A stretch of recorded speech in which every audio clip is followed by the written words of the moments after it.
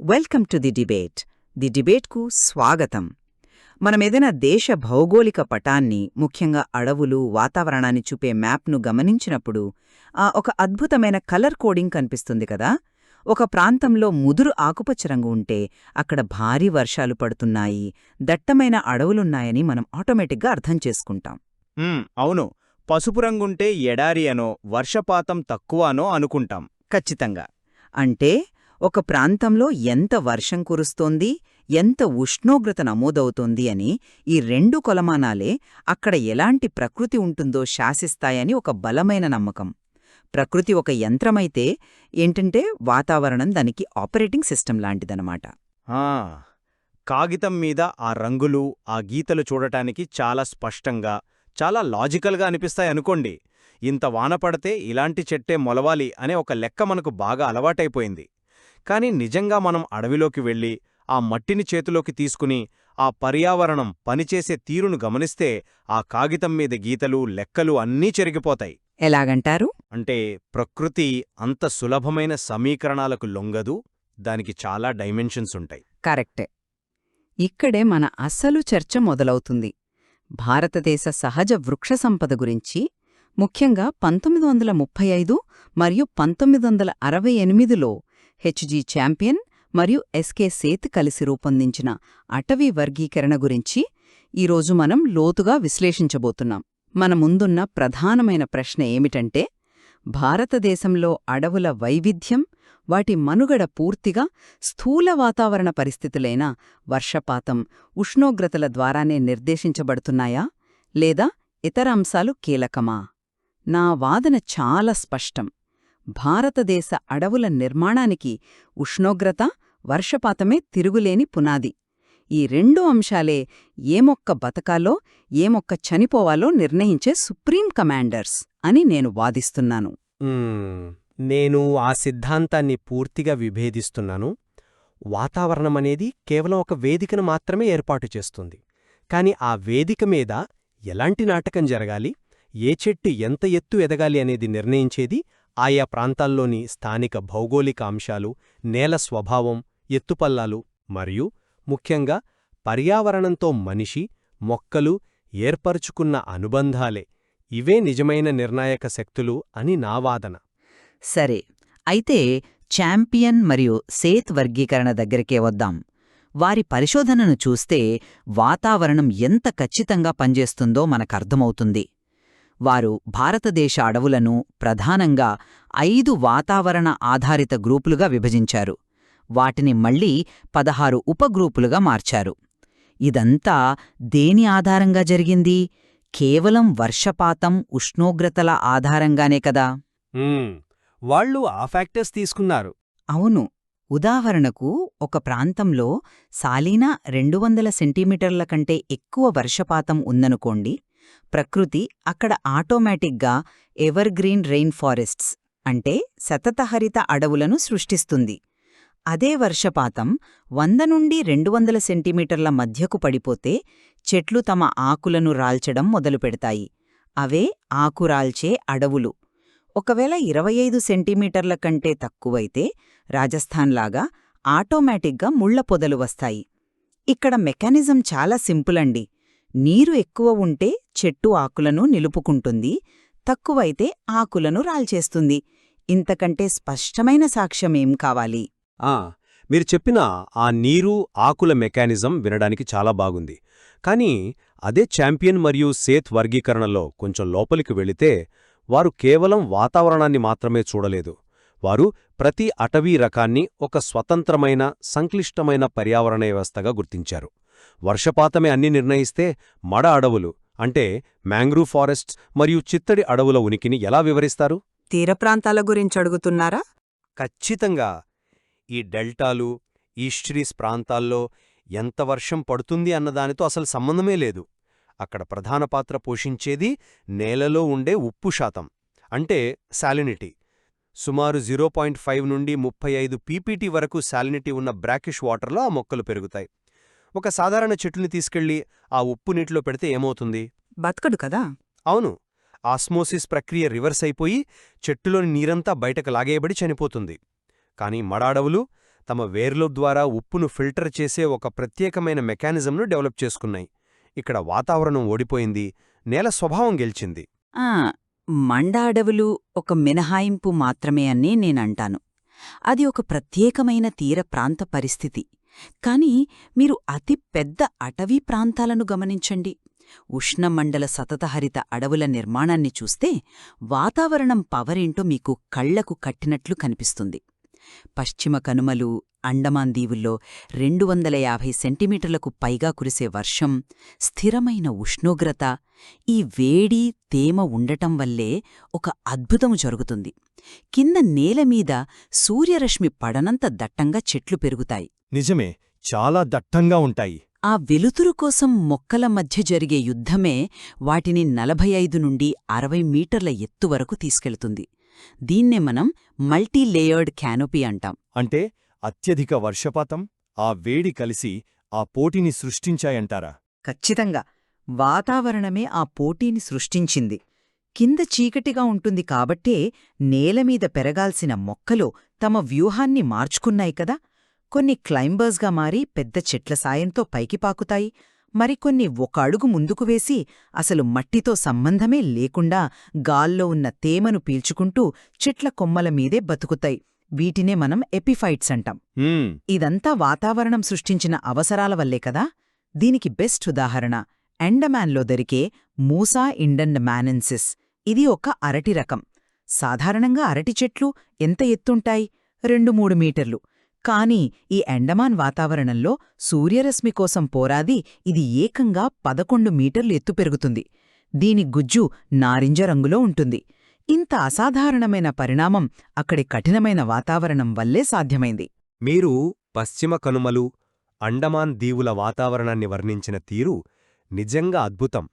ఆ 60 మీటర్ల చెట్లు, ఎపిఫైట్స్ ఇవన్నీ 250 సెంటీమీటర్ల వర్షపాతం వల్ల వచ్చాయని మీరంటున్నారు. ఓకే, అయితే ఒక్క నిమిషం, నేను ఈ లాజిక్ను ఇంకో ప్రాంతానికి వర్తింపజేస్తాను. తమిళనాడులోని కోరమాండల్ తీరానికి వెళ్దాం. అక్కడ సగటు వర్షపాతం కేవలం 100 సెంటీమీటర్లు.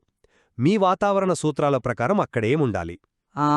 వర్షం సగం కంటే తక్కువ కాబట్టి ఖచ్చితంగా ఆకురాల్చే అడవులు లేదా ముళ్ళ పొదలు ఉండాలి. కానీ ఆశ్చర్యకరంగా అక్కడ ట్రోపికల్ డ్రై ఎవర్గ్రీన్ ఫారెస్ట్స్ ఉన్నాయి. 100 సెంటీమీటర్ల వర్షపాతంలో సతతహరిత అడవులా? అది వాతావరణ సూత్రాలకు విరుద్ధం కదా. ఆకులు ఎలా పచ్చగా ఉంటాయి? అదే ఇక్కడసలు మ్యాజిక్. వాతావరణ సూత్రాలను స్థానిక పరిస్థితులు ఎలా ఓడిస్తాయో చెప్పడానికి ఇదొక బెస్ట్ ఉదాహరణ. ఇక్కడ దేశమంతా నైరుతి ఋతుపవనాల వల్ల వర్షం పడితే, తమిళనాడు తీరంలో మాత్రం శీతాకాలంలో ఈశాన్య ఋతుపవనాల వల్ల వర్షం పడుతుంది. వర్షపాతం తక్కువే అయినా ఆ నేలలకున్న నీటిని నిలుపుకునే స్వభావం అండ్ వర్షం పడే సమయం ఇవిక్కడి చెట్లను సతత హరితంగా మార్చాయి. ఇది పూర్తిగా లోకల్ అడాప్టబిలిటీ. ఇంతేకాదు, ఇదే తీర ప్రాంతాల్లో పెరిగే సర్వీ చెట్లను అంటే కాజురీనా ప్లాంటేషన్స్ను చూడండి. ఒక్క నిమిషం, ఆ కాజూరినా చెట్లు సహజంగా పెరిగినవి కావు కదా. వాటిని మనుష్యులు అటవీకరణ కోసం తీర ప్రాంతాల్లో నాటారు. అలాంటప్పుడు వాటిని వాతావరణానికి ప్రత్యామ్నాయంగా ఎలా చెబుతారు? మనుషులు నాటినప్పటికీ ఒక మొక్క పూర్తిగా భిన్నమైన వాతావరణంలో ఎలా బతుకుతుంది అనేదే నా పాయింట్. ఈ కాజురీనా చెట్లు వేడి ఇసుకలో, ఉప్పు గాలిలో, ఎటువంటి మట్టి లేని చోట పెరుగుతాయి. ఇవి కేవలం బతకడం లేదు, తమ చుట్టూ ఉన్న నేలనే మారుస్తున్నాయి. వీటి వేర్లలో ఫ్రాంకియా అని బ్యాక్టీరియాతో సహజీవనం చేస్తూ గాలిలోని నైట్రోజన్ను తీసుకుని ఇసుకలో స్థిరీకరిస్తాయి. Nitrogen fixation? అవును. ఈ చెట్లు కుదురుకున్నాక సముద్రపు గాలులను తట్టుకుని ఇసుక తిన్నలను స్థిరీకరిస్తాయి. తుఫానుల నుండి తీరాన్ని రక్షిస్తాయి. అంటే వాతావరణం ఎంత కఠినంగా ఉన్నా మొక్క తన అంతర్గత మెకానిజం ద్వారా స్థానిక నేలను తనకు అనుకూలంగా మార్చుకుంటోంది కదా. వాతావరణమనేది ఫైనల్ ఆన్సర్ కాదు. సరే, తమిళనాడు తీరం కాజురీనా చెట్ల అడాప్టబిలిటీ గురించి మీరు చెప్పిన పాయింట్ ఆసక్తికరంగా ఉంది. కానీ మనం ఒకసారి హిమాలయాల వైపు చూద్దాం. వాతావరణం, ముఖ్యంగా ఆల్టిట్యూడ్ అంటే ఎత్తు, వృక్ష సంపదను ఎంత ఖచ్చితంగా శాసిస్తుందో అక్కడ మీకు స్పష్టంగా కనిపిస్తుంది. మీరు కొండెక్కుతున్న కొద్దీ ప్రతి కొన్ని వందల మీటర్లకు ఉష్ణోగ్రత పడిపోతూ ఉంటుంది కదా. పడిపోతుంది. దీనికి తగ్గట్టుగా అడవులు కూడా ఒక పద్ధతి ప్రకారం మారుతూ ఉంటాయి. 1000 నుండి 2000 మీటర్ల ఎత్తులో చిర్ పైన్ లాంటి చెట్లుంటాయి. 1500 నుండి 3300 మీటర్ల ఎత్తుకు వెళ్లేసాకి ఉష్ణోగ్రత బాగా పడిపోయి అక్కడ దేవదారు, ఓక్ లాంటి హిమాలయన్ మాయిస్ట్ టెంపరేట్ చెట్లు మాత్రమే పెరుగుతాయి. ఆ పైన 2900 మీటర్లు దాటాక విపరీతమైన చలి కారణంగా ఆల్పైన్ అడవులు మాత్రమే ఉంటాయి. మీరు ఏ రసాయన ఎరువులు వేసినా, ఏ మట్టి మార్చినా ఆ ఎత్తులో ఉష్ణమండల చెట్లను పెంచలేరు. ఉష్ణోగ్రత అనేది అక్కడ తిరుగులేని చట్టం. హిమాలయాల్లో ఎత్తుకు వెళ్లే కొద్దీ వృక్షసంపద మారుతుందన్నది వాస్తవమే. కాని ఉష్ణోగ్రత మాత్రమే ఈ మార్పును నిర్ణయిస్తుందన్న మీ తర్కంలో ఒక పెద్ద లొసుగు ఉంది. లొసుగా ఏంటది? మీరు చెప్పినట్లు ఎత్తు, ఉష్ణోగ్రత మాత్రమే కారణమైతే పశ్చిమ హిమాలయాల్లో ఆల్పైన్ వృక్ష సంపద కేవలం 3000 మీటర్ల వద్దే ఎందుకు ఆగిపోతుంది? అదే తూర్పు హిమాలయాలకు వెళ్తే ఆల్పైన్ అడవులు ఏకంగా 4000 మీటర్ల ఎత్తు వరకు ఎందుకు పెరుగుతున్నాయి? ఒకే పర్వతశ్రేణి, ఒకేలాంటి ఎత్తు ఉన్నప్పుడు ఉష్ణోగ్రత ఒకేలా ఉండాలి కదా. మరి ఈ 1000 మీటర్ల వ్యత్యాసం ఎందుకొచ్చింది? బహుశా ఉష్ణోగ్రతకు తోడు వర్షపాతం కూడా తోడవడం వల్లేమో. ఖచ్చితంగా. కాని ఆ వర్షపాతం ఎలా వస్తుందన్నదే ఇక్కడ ముఖ్యం. ఇక్కడే టోపోగ్రఫీ వాతావరణం కంటే పవర్ఫుల్ అని నిరూపితమవుతుంది. తూర్పు హిమాలయాలు బంగాళాఖాతానికి దగ్గరగా ఉంటాయి. సముద్రం మీదుగా వచ్చే తేమతో కూడిన ఋతుపవనాలకు ఈ తూర్పు హిమాలయాలు ఒక పెద్ద గోడలా అడ్డుపడతాయి. గాలి ఆ పర్వతాలను ఢీకొని ఎత్తుకు ప్రయాణించి చల్లబడి భారీ వర్షంగా మారుతుంది. దీన్నే మనం ఓరోగ్రాఫిక్ ఎఫెక్ట్ అంటాం. రైట్. కేవలం పర్వతాలున్న తీరు, అవి వంగి ఉన్న కోణం ఆ ప్రాంతపు తేమను 10 రెట్లు పెంచుతుంది. ఈ స్థానిక టోపోగ్రఫీ వల్లే తూర్పు హిమాలయాల్లో చెట్లు 4000 మీటర్ల ఎత్తువరకు కూడా చలిని తట్టుకొని పెరగగలుగుతున్నాయి. ఇక్కడ పర్వతాల ఆకారం వాతావరణ నియమాలను బద్దలు కొట్టింది. పర్వతాల భౌగోళిక అమెరిక వల్ల వచ్చే మార్పును నేను అంగీకరిస్తున్నాను. కాని అడవులు మనుగడ సాగించాలంటే ఆ వాతావరణ చక్రం ఖచ్చితంగా ఉండి తీరాలి. ఉదాహరణకు ట్రాపికల్ మాయిస్ట్ డెసిడ్యువస్ ఫారెస్ట్స్ అంటే ఉష్ణమండల ఆకురాల్చి అడవులు తీసుకోండి. 2021 డేటా ప్రకారం ఇవి భారతదేశంలో అత్యధికంగా 39.30% విస్తీర్ణంలో ఉన్నాయి. వీటికి అత్యధిక కార్బన్ స్టాక్ నిల్వ చేసే సామర్థ్యముంది. అవును. ఈ అడవులు ఎందుకు ఇంతలా విస్తరించాయి? ఎందుకంటే వీటికొక స్పష్టమైన వర్షాకాలం, ఆ తర్వాత ఒక స్పష్టమైన పొడి వేసవికాలం అవసరం. ఈ వాతావరణ చక్రమే టేకు, సాల్లాంటి అద్భుతమైన కలబను సృష్టించింది. వాతావరణ సమతుల్యత వల్లే ఆ అడవులు మనగలుగుతున్నాయి. మరి మీరు చెప్పిన సాల్ అడవుల గురించే మాట్లాడుకుందాం. వాతావరణం పర్ఫెక్ట్గా ఉన్నా కూడా ఒక పర్యావరణ వ్యవస్థ ఎలా కుప్పకూలుతుందో చెప్పడానికి ఈ సాల్ అడవులే బెస్ట్ ఉదాహరణ. 1997లో మధ్యప్రదేశ్, ఛత్తీస్గఢ్ ప్రాంతాల్లో వాతావరణం మామూలుగానే ఉంది. సరైన వర్షాలు పడ్డాయి, సరైన ఉష్ణోగ్రత ఉంది. మీ సిద్ధాంతం ప్రకారం ఆ అడవులు పచ్చగా కళకళలాడాలి. అవును, వాతావరణం బాగున్నప్పుడు అడవులు బాగుండాలి. కాని ఏం జరిగిందో తెలుసా? మిలియన్ల కొద్ది సాల్ చెట్లు ఎండిపోయి చనిపోయాయి. దానికి కారణం వాతావరణం కాదు, సాల్ బోరర్ బీటిల్స్ అనే చిన్న కీటకాలు. అంటే ఒక చిన్న కీటకం ఒక మహారణ్యాన్ని ఎలా నాశనం చేయగలిగింది? ఆ మెకానిజం చూడండి. ఈ బీటిల్స్ చెట్టుపై బెరడు కింద ఉండే మృదువైన కాండం లోపలికి చొచ్చుకుపోతాయి. చెట్టు కింద నుండి పైకి నీటిని, పోషకాలను తీసుకెళ్లే వాస్కులర్ సిస్టమ్ను అవి తినేస్తాయి. అంటే చెట్టుకు రక్తప్రసరణ ఆగిపోయినట్లు అన్నమాట. వాతావరణం ఎంత అద్భుతంగా వర్షాన్నిచ్చినా, నేలలో ఎంత తేమ ఉన్నా ఆ నీటిని తీసుకునే వ్యవస్థ చెట్లో దెబ్బతింది.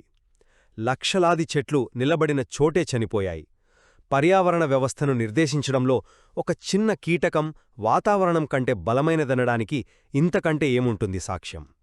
సరే, ఒక అంటువ్యాధిలాంటి విపత్తు వచ్చినప్పుడు పర్యావరణం దెబ్బతింటుందనేది వాస్తవమే. కాని ఎటువంటి బాహ్య ప్రమేయం లేదా విపత్తులు లేనప్పుడు సహజ అడవులు తమని తాము ఎలా పోషించుకుంటాయో గమనించండి. ఇది కూడా వాతావరణం చేసే అద్భుతమే. మళ్ళీ మనమొకసారి రెయిన్ ఫారెస్ట్ దగ్గరికి వెళ్దాం. దట్టమైన అడవుల్లో నేలమీద రాలిన ఆకులు చాలా వేగంగా మాయమవుతాయి. ఎందుకంటే దానికి కారణం అక్కడుండే అత్యధిక ఉష్ణోగ్రత మరియు తేమ.